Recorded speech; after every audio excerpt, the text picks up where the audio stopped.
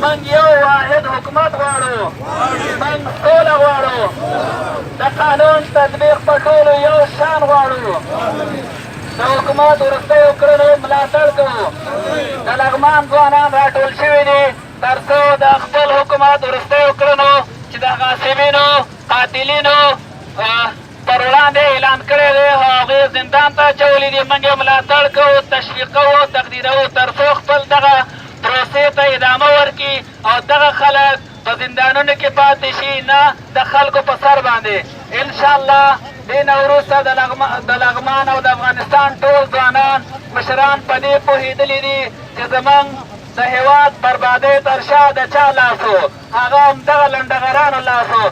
موږ نور لنډغران نه غواړو، موږ نور لنډغران نه غواړو.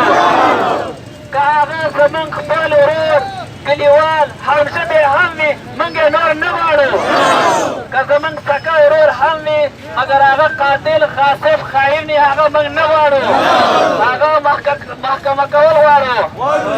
مرکزي حکومت دې خپل کار ته دوام ورکړي، دغسې خلک چې په هر ځای کې وي هغه دې د محکمې میز ته راکش کړي. د قانون تطبیق په ټولو یو شان غواړو، سوله غواړو، سوله غواړو، موږ د سولې تږي یو، موږ د سوله غواړو.